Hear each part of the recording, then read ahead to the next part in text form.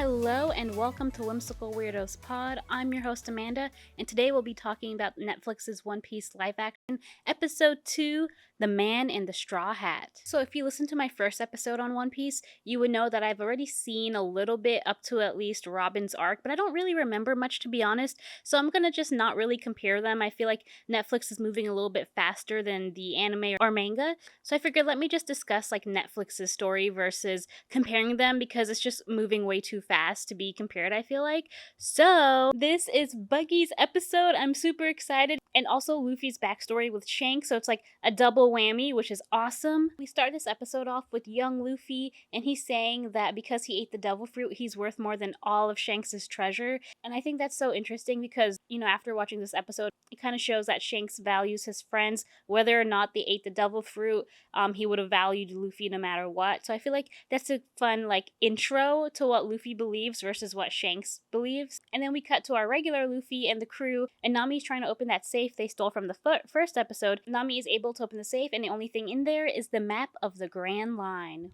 And then when they're looking at the map, we realize that Nami has excellent navigation skills. So not only is she, a great thief and can open safes and everything, she can also navigate. Google Maps who? Am I right? Okay. Anyway, when Nami is discussing the map, we get interrupted by some kind of gas, and Luffy stuffs the map down his throat. It's so genius, but also so disgusting. But it kind of shows that Luffy is actually a great pirate. Like, he has to protect the treasure. That map is his treasure. And then the scene cuts to, the title screen. And I love that it's Buggy's intro. And they did it with, Buggy's, the flag mascot thing and the knife. It's so cool. He gets his own intro. I love that so much. So when our crew's kind of waking up and stuff, I love that Zoro and Nami are realizing that all their stuff got taken.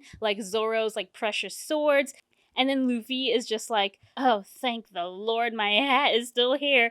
Seriously, the actor is the perfect Luffy. I was actually watching an interview with him, and he said that they use different straw hats for different scenes, which I really didn't think about, but I guess, different lighting and all that stuff. But that's pretty cool. Just a little fun fact, And so they're talking about how to, get away from this, and then they thought it was Marines at first, but Zoro confirms that it's most likely pirates because Marines wouldn't capture them like that. And then Luffy's like, we don't have to fight them, guys. I can just talk to them. And it's giving talk no jutsu. My Naruto fans will get that. So now we enter Buggy's circus, which is honestly, it's giving almost like a PG-13 American Horror Story freak show type vibe. And just his entrance is amazing and so well done. And the nose jokes, I just love it. So he's obviously after the Grand Line map, and he's like, where is it, guys? I haven't found it in any of your stuff. And Nami's basically like, we have something even better for you. What about another circus freak? And she basically rats out that Luffy is a stretchy man, and then she uses that as a distraction to escape, only to find out that Buggy completely destroyed the town, and also the people in the audience are prisoners for this circus, and they're told when to laugh and all of that stuff.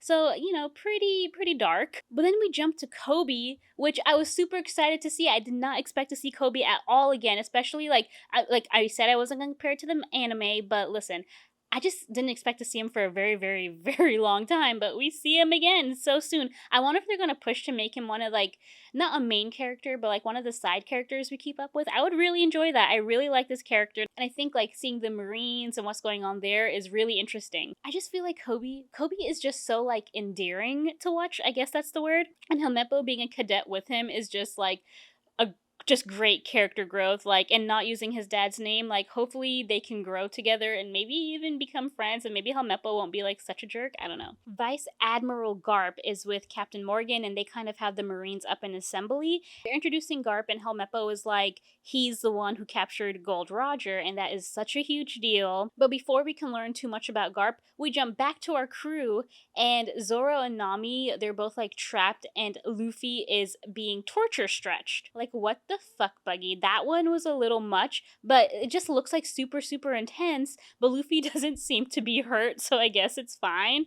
Buggy's trying to figure out what can he do to break Luffy, because obviously, physical stretching torture is not working. And then he sees the hat, And we learn that Buggy and Shanks knew each other, and they were also on the same crew. Buggy says that Shanks betrayed him, and he asked Luffy if Shanks betrayed him too.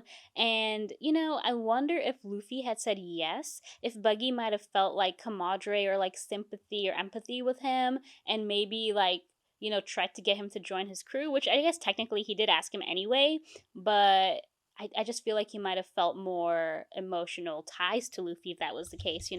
What a strange connection. And Luffy eventually breaks out and punches Buggy, and his entire head somehow gets knocked off his body, and, that wasn't creepy to see at all. We learn that Buggy has eaten the Chop Chop fruit, so he can be all chopped up, but always be able to put himself back together, which is super gross to see, but I guess, a very good thing to have if you're a pirate, because everyone's using swords and stuff. So, Buggy has a pretty good devil fruit. Luffy unfortunately gets knocked out, and now Zoro is being confronted by this guy with like striped hair, like he has long hair and then green stripes. So it's like you're this green striped hair guy, and then Zoro with pure green hair. And anyway, he's being confronted because this guy is saying he's the brother of a pirate he killed, and Zoro, for the life of him, can't seem to remember. And now we're back with Kobe. Poor Kobe is being interrogated by Garp, and when Kobe mentions Luffy, I don't know, did you guys see, like, I think Garp had a moment of like recognizing the name or something? I'm not sure. Like, he had like a weird squint to him.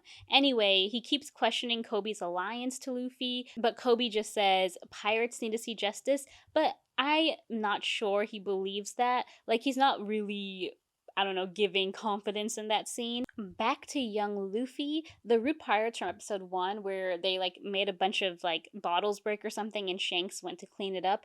They came back and Luffy speaks up against them, and Shanks appears to like, save the day, and his crew starts fighting, and we see that his crew is actually really, really, really good at fighting, even though in the first scene they kind of seem like, just kind of like fun, drunk type of people, but no, they're actually really, really skilled at fighting. And now back to adult Luffy. He is being tortured, but now actually tortured with seawater. Seawater is detrimental to people who have eaten the devil fruits, and his power is super weakened. Even though he's not fully submersed at this point, he can't really fight back, like he's already weak against it. We learn that Buggy's motivation for finding the One Piece is that he wants people to love him, which is actually like a really sad motivation if you think about it. Like, Buggy, please speak to a therapist. Like, there's no shame in the game. We support it, mental health. Value yourself, Okay. Now we're back to young Luffy, who has been captured by this mean pirate, and they're both on like this little dinghy type boat, and they both end up overboard by some like sea creature. Obviously, we know Luffy can't swim due to the gum gum fruit, and he gets rescued by Shanks. Shanks just stares at the sea monster and, just tells it to get lost, and his pupils dilate. So I'm like, did he also eat a devil fruit that's like, he can command things? Because if you watch that back, like, his pupils really dilate, and so do the creatures. Like, that's kind of what they focus the scene on. So that's what it seems like. And it seems like, an easy win, but we see that he's actually lost an arm. The man was just not freaking out or like nothing. He's just so calm, and it shows like he really protects his friends, even down to like the risk of his own arm. Back to Zoro and Nami, they finally get out thanks to some teamwork, and Zoro wasn't at first trusting her at all because of the first little bit where she distracted them with Luffy, but now he's like, okay, she actually did help me, and she's not just a navigator, but she's also a locksmith and a thief. So they help Luffy break out of like this weird tank thing he's in, and when he gets out, he coughs up the map, and then him and Buggy realize like their treasures are on the ground, and Luffy reaches past the map and gets his hat first, like that's his treasure, and Buggy has the map.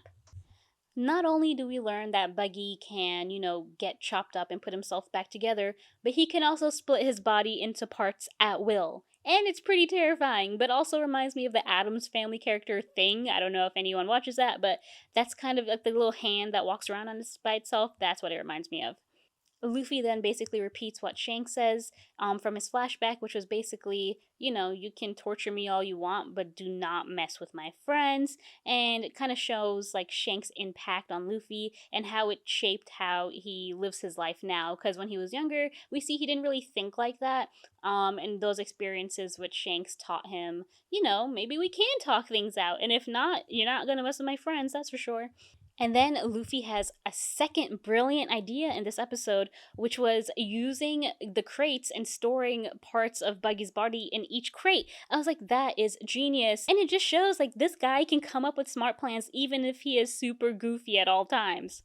Buggy now has a very short, small body because, the length of his arms and legs are in the crates. It's pretty funny to look at. And then the Gum Gum Bazooka makes its appearance and shoots Buggy way out into space, and who knows where he lands. Okay, technically I do because I saw the anime, but Netflix could change it up, so I'm just gonna leave that as a surprise. Luffy and his crew, they free the people who were Buggy's prisoners. As soon as Luffy says he's like a different type of pirate because they thought they were going to be his prisoners, we cut to Garp with Captain Morgan, who is tied up in front of all the Marines for bad leadership, basically.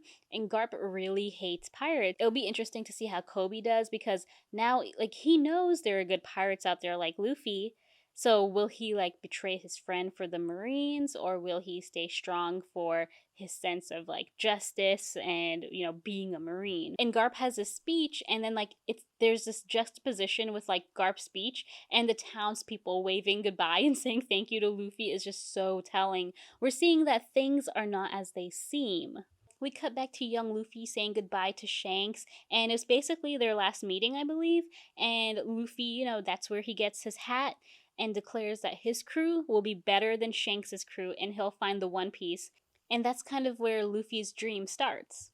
So we cut to the crew and they're back on their little, teeny tiny boat where they started, and Nami is repairing the hat, which is, such a huge change from the beginning of the episode because, before she was asking, like, why is that even, like, valuable at all? But now she's repairing it and, she knows he cares about it. And I feel like this shows Nami's growth a little bit more, and maybe she's opening up to them and trusting Luffy, especially since he gave her the Grand Line map. I forgot to mention that he gave her the map to hold. Like, he's like, you're a navigator. You're the map girl. You hold the maps no matter how important they are. And I was like, aw, they're like building trust. But no, we see Nami go in and secretly use like some kind of snail Bluetooth rotary phone and is reporting to someone that she has the map. Sketchy, sketchy girlfriend, just when we thought they were becoming a crew. I have to say, I am loving the pacing of the live action. It's way faster and more straight to the point. Like, what do you guys think about it? I really enjoy it. I think team building wise, Zoro and Nami working together to escape was growth for both of them, especially trusting like another person since they're both kind of more lone wolves, it seems like. And Kobe is my sweet baby boy, and I need Garp to leave him alone. And I really hope Helmeppo and Kobe become like friends, and that would be honestly hilarious. And I know that Kobe is going to have to face the dilemma of should he turn Luffy in for being a pirate, or does he let him go and betray the Marines? So I'm excited. I'm happy to see more of Kobe. So I like sharing my favorite scenes. And by favorite, I don't mean like, the dramatic scenes or like the character growth scenes. For me, I really, really just enjoy the comedy scenes. So for this episode, I would say my favorite, it also just took me off guard and I thought it was funny, was when Luffy swallowed the map to hide it. I did not expect that at all. They did it really well with the CGI or whatever. And it just looks like a giant telescope. And I'm like, is this man really swallowing this right now? Like, that one took me off guard and I was just laughing. And then when he tells Nami where it is and she's just like, ill. And yeah, I just thought that was hilarious. So that's my favorite scene. Let me know what your favorite scene is and what you thought of this episode. Feel free to tweet me, Instagram me, even YouTube me at WhimsicalWeirdosPod. And you can also email me at WhimsicalWeirdosPod@gmail.com. Thanks guys, and don't forget to stay weird.